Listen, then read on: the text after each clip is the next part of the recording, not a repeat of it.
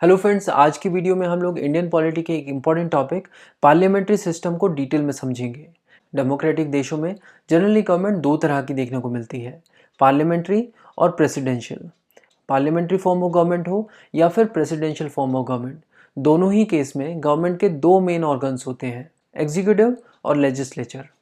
Legislature का काम होता है लॉज को बनाना और उनको अमेंड करना, और एग्जीक्यूटिव्स का काम होता है उन लॉज को इम्प्लीमेंट करना। लेजिस्लेचर और एग्जीक्यूटिव्स को और डिटेल में समझने के लिए स्टार्ट करते हैं पार्लियामेंट्री फॉर्म ऑफ गवर्नमेंट से। एक डेमोक्रेटिक कंट्री में लोग अपने ही बीच में से कुछ रिप्रेजेंटेटिव्स को चुनते हैं थ्रू वोटिंग, और ये रिप्रेजेंटेटिव्स फॉर्म करते हैं लेजिस्लेचर, वही लेजिस्लेचर जो लॉज बनाता है। ये elected representatives different different political parties को बिलोंग करते हैं, और ये किसी भी पॉलिटिकल पार्टीज़ को बिलोंग करते हो बट स्टिल सभी के सभी लोकसभा के ही मेंबर्स कहलाएंगे। और यहाँ पर मेजोरिटी पावर रूल करती है, यानी जिस पार्टी के सबसे ज़्यादा सदस्य लोकसभा में चुनकर पहुँचेंगे, सरकार उसी पार्टी की बनेगी, और उस पार्टी के लीडर को प्राइम मिनिस्टर के पद पर अपॉइंट किया जाता है प्रेसिडेंट के द्वारा। और प्राइम मिनिस्टर की एडवाइस पर प्रेसिडेंट दूसरे मिनिस्टर्स को भी अपॉइंट करते हैं। प्राइम मिनिस्टर और उसकी काउंसिल ऑफ मिनिस्टर्स को हम एग्जीक्यूटिव्स कहते हैं। यूजुअली सारे मिनिस्टर्स एक ही पार्टी के होते हैं, तो ऑब्वियस सी बात है कि सबकी पॉलिटिकल आइडियोलॉजी भी सेम ही होगी। इसीलिए पार्लियामेंट्री फॉर्म ऑफ गवर्नमेंट में पॉलिटिकल होमोजेनिटी देखने को मिलती है।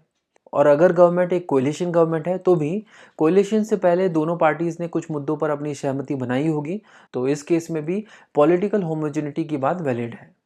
तो आप देख सकते हैं कि लोकसभा में बैठे कुछ लोगों को मंत्री पद मिल गया है और वो गवर्नमेंट का पार्ट बन चुके हैं, और बाकी के सारे लोग जिन्हें मंत्री पद नहीं मिला है, चाहे वो रूलिंग पार्टी के हों या फिर किसी दूसरी पार्टी के, उन्हें प्राइवेट मेंबर कहा जाएगा। तो आप देख सकते हैं कि लोकसभा में एग्जीक्यूटिव्स हैं और प्राइवेट मेंबर्स, और ये जो काउंसिल ऑफ मिनिस्टर्स और प्राइम मिनिस्टर हैं, इनके पास बेसिकली डबल मेंबरशिप है। ये एग्जीक्यूटिव्स के भी पार्ट हैं और लेजिस्लेचर के भी, जबकि प्राइवेट मेंबर्स के पास सिर्फ लेजिस्लेचर की मेंबरशिप है। इसको आप इस तरह से भी समझ सकते हैं कि मिनिस्टर बनने के लिए मेंबर ऑफ पार्लियामेंट होना ज़रूरी है, यानी आप लोकसभा के मेंबर होने चाहिए या फिर राज्यसभा के मेंबर, तभी आपको मिनिस्टर बनाया जा सकता है। कॉन्स्टिट्यूशन के हिसाब से अगर किसी भी मिनिस्टर की लोकसभा या फिर राज्यसभा मेंबरशिप की अवधि खत्म हो रही है, तो ज़्यादा से ज़्यादा वो 6 महीने तक ही मिनिस्टर बने रह सकता है। उसको मिनिस्टर बने रहने के लिए विद इन 6 मंथ्स लोकसभा या राज्यसभा की मेंबरशिप लेनी होगी। तो हमने एग्जीक्यूटिव्स और लेजिस्लेचर को समझा, और हमने ये भी देखा कि एग्जीक्यूटिव्स जो हैं वो बेसिकली लेजिस्लेचर के ही पार्ट हैं। एग्जीक्यूटिव्स का काम होता है लॉज को इम्प्लीमेंट कराना, और अगर लेजिस्लेचर में मेजॉरिटी ऑफ पीपल एग्जीक्यूटिव्स के काम करने के तरीके, उनकी पॉलिसीज से खुश नहीं है, तो वो नो कॉन्फिडेंस मोशन लाकर सरकार को गिरा सकते हैं, और ऐसी स्थिति में फिर से इलेक्शंस करवाए जाएंगे और नई सरकार बनाई जाएगी। तो इसीलिए एग्जीक्यूटिव्स की जिम्मेदारी है कि वो अपनी पॉलिसीज़ और अपने तरीक़ों से लेजिस्लेचर को साथ लेकर चलें, और ये एग्जीक्यूटिव्स की कलेक्टिव रिस्पॉन्सिबिलिटी है, किसी एक मिनिस्टर या सिर्फ प्राइम मिनिस्टर की ये रिस्पॉन्सिबिलिटी नहीं है। हमने पार्लियामेंट्री फॉर्म ऑफ गवर्नमेंट में देखा था कि एग्जीक्यूटिव्स लेजिस्लेचर का ही पार्ट है, but presidential form of government में एग्जीक्यूटिव्स और लेजिस्लेचर सेपरेट बॉडीज़ होती हैं। इनफैक्ट एग्जीक्यूटिव्स के लिए अलग चुनाव होते हैं और लेजिस्लेचर के लिए अलग। यहाँ पर प्रेसिडेंट का चुनाव जीतने के बाद प्रेसिडेंट जो है वो अपनी कैबिनेट चुनता है, और वो जिसे चाहे वो अपनी कैबिनेट में शामिल कर सकता है। और ये बिल्कुल भी ज़रूरी नहीं है कि वो जिसको भी कैबिनेट में रख रहा है वो लेजिस्लेचर का पार्ट हो या फिर जनता का प्रतिनिधि हो।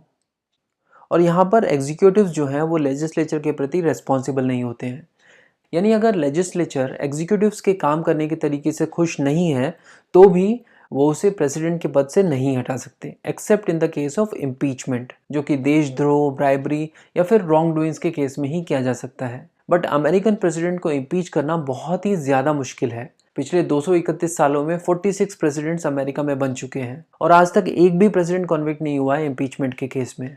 और इन 46 प्रेसिडेंट्स में से सिर्फ 3 प्रेसिडेंट्स के खिलाफ इम्पीचमेंट के ट्रायल्स हो चुके हैं। सिंपल लैंग्वेज में हम ये कह सकते हैं कि प्रेसिडेंशियल फॉर्म ऑफ गवर्नमेंट में एग्जीक्यूटिव्स की ऑफिस टर्म पूरी होने से पहले लेजिस्लेचर उनको नहीं हटा सकता। तो इन्हीं रीजंस की वजह से पार्लियामेंट्री फॉर्म ऑफ गवर्नमेंट को रिस्पॉन्सिबल फॉर्म ऑफ गवर्नमेंट कहा जाता है, और प्रेसिडेंशियल फॉर्म ऑफ गवर्नमेंट को non responsible form of government. Parliamentary form of government को कैबिनेट सिस्टम भी कहा जाता है, क्योंकि पार्लियामेंट्री सिस्टम में प्राइम मिनिस्टर और उसकी कैबिनेट के पास सबसे ज़्यादा पावर्स होती हैं। पार्लियामेंट्री फॉर्म ऑफ गवर्नमेंट हमें देखने को मिलती है ब्रिटेन, जापान, कनाडा और इंडिया में। और क्योंकि पार्लियामेंट्री फॉर्म ऑफ गवर्नमेंट की शुरुआत ब्रिटेन से हुई थी और ब्रिटेन की पार्लियामेंट वेस्टमिंस्टर में है, इसीलिए पार्लियामेंट्री फॉर्म ऑफ गवर्नमेंट को वेस्टमिंस्टर मॉडल ऑफ गवर्नमेंट भी कहा जाता है। इसके अलावा प्रेसिडेंशियल फॉर्म ऑफ गवर्नमेंट को भी कई और नामों से जाना जाता है, जैसे कि non parliamentary form of government, fixed executive system of government. Fixed executive system इसलिए क्योंकि एग्जीक्यूटिव्स की टर्म फिक्स्ड है, इन बिटवीन इनकी सरकार को गिराया नहीं जा सकता। प्रेसिडेंशियल फॉर्म ऑफ गवर्नमेंट के एग्जांपल्स हैं अमेरिका, ब्राज़ील, रशिया और श्रीलंका। अब हम पार्लियामेंट्री फॉर्म ऑफ गवर्नमेंट में प्राइम मिनिस्टर से रिलेटेड कुछ इंपॉर्टेंट चीज़ें देखेंगे।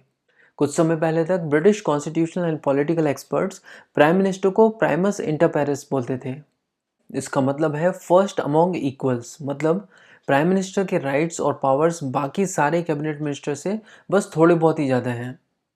बट समय के साथ प्राइम मिनिस्टर की पावर्स, इन्फ्लुएंस और पोजीशन बहुत ही ज़्यादा बढ़ चुकी है। Prime minister basically council of minister का लीडर है, हेड ऑफ द गवर्नमेंट है, लीडर ऑफ द पार्लियामेंट है, और जो पार्टी पावर में है उसका लीडर भी प्राइम मिनिस्टर को ही माना जाता है। पार्लियामेंट्री फॉर्म ऑफ गवर्नमेंट में प्राइम मिनिस्टर इतना ज़्यादा पावरफुल है कि इसे कभी कभी prime ministerial form of government भी कहा जाता है। और हमारे कॉन्स्टिट्यूशन का आर्टिकल 74 प्राइम मिनिस्टर और उसकी काउंसिल ऑफ मिनिस्टर को ये पावर देता है कि वो प्रेसिडेंट को उनके फंक्शंस परफॉर्म करने में एड और एडवाइस कर सकते हैं, जिसे 42nd and 44th constitution amendment द्वारा प्रेसिडेंट के लिए बाइंडिंग कर दिया गया था। यानी काउंसिल ऑफ मिनिस्टर्स की एडवाइस प्रेसिडेंट के लिए बाइंडिंग है, उन्हें वैसा ही करना पड़ेगा जैसा कि प्राइम मिनिस्टर और उसकी काउंसिल कहेगी। और प्राइम मिनिस्टर और उनकी काउंसिल प्रेसिडेंट को लोकसभा डिसॉल्व करने के लिए भी कह सकती है, ताकि लोकसभा भंग करके फ्रेश इलेक्शंस कराए जाएं। तो इस वीडियो में हमने पार्लियामेंट्री सिस्टम को समझा। नेक्स्ट वीडियो में हम इसकी मेरिट्स और डीमेरिट्स को कवर करेंगे। इंडिया की हिस्ट्री और इंडियन पॉलिटी को डिटेल में समझने के लिए बुक्स तवा की प्लेलिस्ट को फॉलो कीजिए, लिंक आपको डिस्क्रिप्शन में मिल जाएगा। Thank you so much for watching books तवा।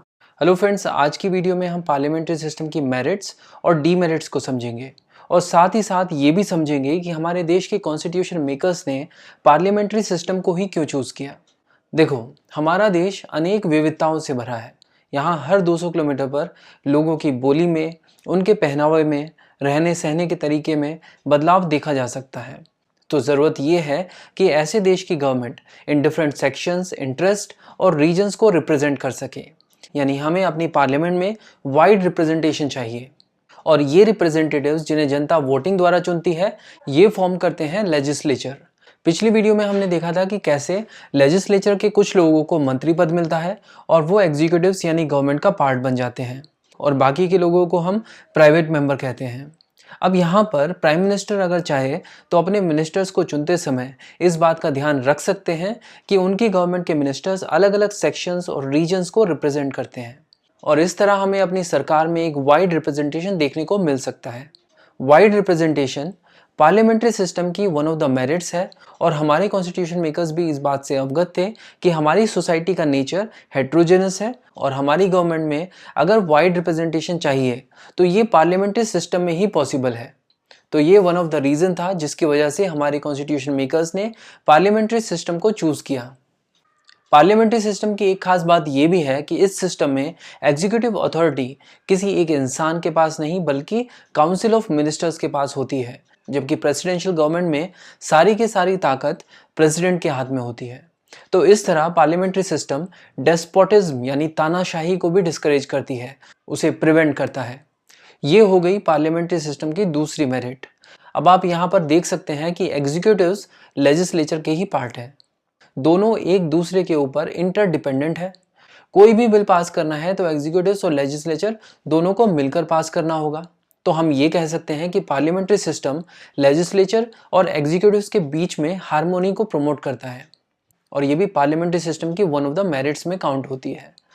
और हमारे कॉन्स्टिट्यूशन मेकर्स भी यही चाहते थे कि लेजिस्लेटिव्स और एग्जीक्यूटिव्स के बीच में कॉन्फ्लिक्ट्स ना हो, और क्योंकि पार्लियामेंट्री सिस्टम एग्जीक्यूटिव्स और लेजिस्लेटिव्स के बीच के कॉन्फ्लिक्ट्स को रोकता है, तो ये भी एक कारण है जिसकी वजह से हमारे कॉन्स्टिट्यूशन मेकर्स ने पार्लियामेंट्री सिस्टम को चूज़ किया। तो एग्जीक्यूटिव्स हैं तो लेजिस्लेचर के ही पार्ट, और लेजिस्लेचर जिन लॉज को बनाता है, एग्जीक्यूटिव्स का काम है उन लॉज को इम्प्लीमेंट कराना। बट अगर हमारे लेजिस्लेचर में बैठे मेजॉरिटी ऑफ पीपल एग्जीक्यूटिव्स की पॉलिसीज़ और उनके काम करने के तरीके से सहमत नहीं हैं, तो वो नो कॉन्फिडेंस मोशन लाकर सरकार को गिरा सकते हैं। इससे हमें ये समझ में आता है कि एग्जीक्यूटिव्स लेजिस्लेचर के लिए रेस्पॉन्सिबल हैं अपनी पॉलिसीज़ और अपने काम करने के तरीकों के लिए। अदरवाइज लेजिस्लेचर इन्हें हटा सकता है। इसका मतलब ये है कि पार्लियामेंट्री सिस्टम में हमें रेस्पॉन्सिबल गवर्नमेंट मिलती है, जबकि प्रेसिडेंशियल सिस्टम में एग्जीक्यूटिव्स और लेजिस्लेचर दोनों अलग अलग हैं, और वहाँ तो एग्जीक्यूटिव्स और लेजिस्लेचर के इलेक्शंस भी अलग अलग किए जाते हैं। प्रेसिडेंशियल फॉर्म में प्रेसिडेंट बहुत ही पावरफुल होता है और वो लेजिस्लेचर के प्रति रेस्पॉन्सिबल नहीं होता है।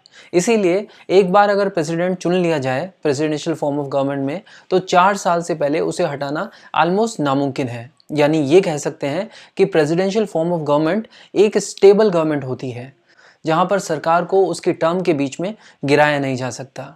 तो अब ये फैसला हमारे कॉन्स्टिट्यूशन मेकर्स को करना था कि हमें एक रेस्पॉन्सिबल गवर्नमेंट चाहिए या फिर एक स्टेबल गवर्नमेंट। डॉक्टर अंबेडकर चाहते थे कि हमें एक ऐसी डेमोक्रेटिक गवर्नमेंट सिस्टम को चूज़ करना चाहिए जो स्टेबल हो और साथ ही साथ रेस्पॉन्सिबल भी। बट ऐसा तो कोई सिस्टम अवेलेबल है ही नहीं, तो पार्लियामेंट्री सिस्टम को ही चूज़ किया गया, क्योंकि रेस्पॉन्सिबल गवर्नमेंट जो कि पार्लियामेंट्री सिस्टम की वन ऑफ द मेरिट है, इसे हमारे कॉन्स्टिट्यूशन मेकर्स ने स्टेबल गवर्नमेंट से ज़्यादा प्रेफरेंस दी। वैसे एक बात और भी है, हमारे कॉन्स्टिट्यूशन मेकर्स ने पार्लियामेंट्री सिस्टम को इसलिए भी चूज़ किया क्योंकि हमारे कॉन्स्टिट्यूशन मेकर्स इस सिस्टम से काफ़ी फेमिलियर थे। आप सब जानते ही हैं कि ब्रिटिशर्स ने कॉलोनियल रूल के दौरान इंडिया में पार्लियामेंट्री सिस्टम को ऑलरेडी लागू कर रखा था, और इंडिया के भी बहुत सारे लोग इन पॉलिसी मेकिंग्स में ब्रिटिशर्स के साथ पार्टिसिपेट कर रहे थे। तो हमारे देश के लीडर्स पार्लियामेंट्री सिस्टम की फंक्शनिंग से अच्छी तरह वाकिफ़ थे। इनफैक्ट के एम मुंशी, जो कॉन्स्टिट्यूएंट असेंबली के एक एक्टिव मेंबर थे, उन्होंने कहा कि 30-40 सालों से हम इस गवर्नमेंट में किसी न किसी रूप से कोई ना कोई रेस्पॉन्सिबिलिटी में शामिल हो ही रहे हैं। हमारे कॉन्स्टिट्यूशनल ट्रेडिशंस बेसिकली पार्लियामेंट्री हैं, तो फिर नए एक्सपेरिमेंट करने की कोई ज़रूरत ही नहीं है, शांति से पार्लियामेंट्री सिस्टम को चूज़ कर लेते हैं।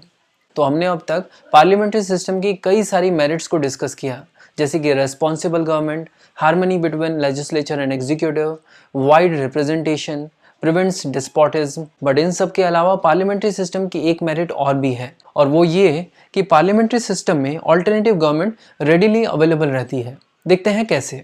हमने देखा था कि legislature no confidence motion pass करके सरकार गिरा सकता है, राइट?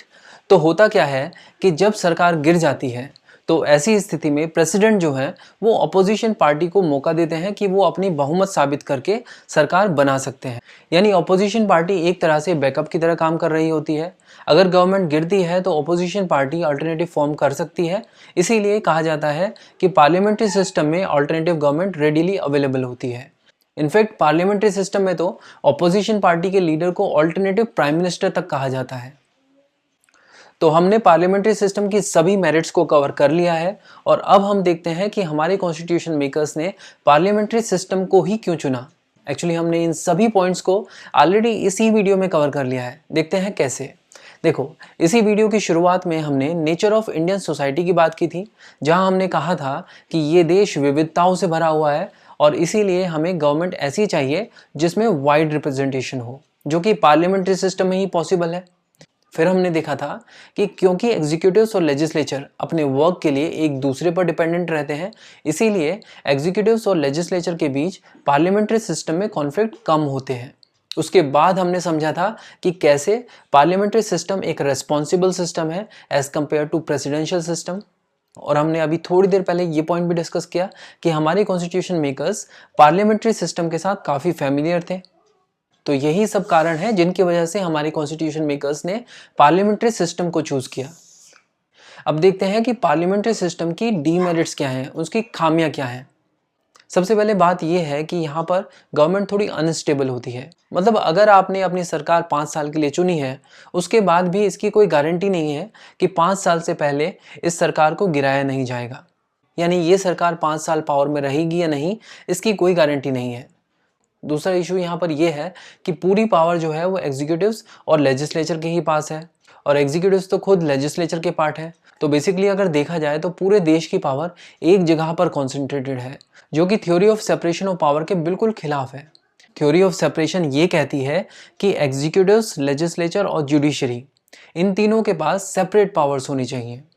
क्योंकि अगर सारी की सारी पावर्स एक ही बॉडी के पास हुई तो तानाशाही की स्थिति उत्पन्न हो सकती है। बट पार्लियामेंट्री सिस्टम में एग्जीक्यूटिव और लेजिस्लेटिव पावर्स लेजिस्लेचर के ही पास है, तो ये एक खतरे का निशान है। और दूसरी दिक्कत ये है कि लेजिस्लेचर में भी सबसे ज़्यादा पावर्स प्राइम मिनिस्टर और उनकी कैबिनेट के पास है, और अगर सरकार एब्सोल्यूट मेजोरिटी से चुनकर आई है तो ये पावर्स नियरली अनलिमिटेड हो जाती हैं। और ऐसी स्थिति में आपको कैबिनेट में तानाशाही की झलक देखने को मिल सकती है। नेक्स्ट प्रॉब्लम पार्लियामेंट्री सिस्टम की ये है कि इसे गवर्नमेंट ऑफ एमेच्योर्स भी कहा जाता है, और वो इसलिए क्योंकि कैबिनेट मिनिस्टर्स जो डिफरेंट मिनिस्ट्रीज़ को हेड करते हैं उन्हें अपने एरियाज़ की, उस फील्ड की कोई खास नॉलेज होती नहीं है। फॉर एग्जांपल स्मृति ईरानी, जिन्हें एचआरडी मिनिस्टर बनाया गया था, उनकी खुद की क्वालिफिकेशन पर सवाल उठे हुए थे। और आखिरी डीमेरिट इस पार्लियामेंट्री सिस्टम की ये है कि जैसे ही सरकार बदलती है, नई सरकार के साथ पॉलिसीज़ भी बदल जाती हैं, और कई बार तो नई सरकार जो है वो पुरानी सरकार ने जो पॉलिसीज़ को स्टार्ट किया था उनको बंद कर देती है या चेंज कर देती है। तो इस वीडियो में हमने पार्लियामेंट्री सिस्टम की मेरिट्स और डीमेरिट्स को समझा, और साथ ही साथ ये भी समझा कि पार्लियामेंट्री सिस्टम को आखिर क्यों चूज़ किया गया। इंडिया की हिस्ट्री और इंडियन पॉलिटी को डिटेल में समझने के लिए बुक सभा की प्लेलिस्ट को फॉलो कीजिए। लिंक आपको डिस्क्रिप्शन में मिल जाएगा। Thank you so much for watching book सभा।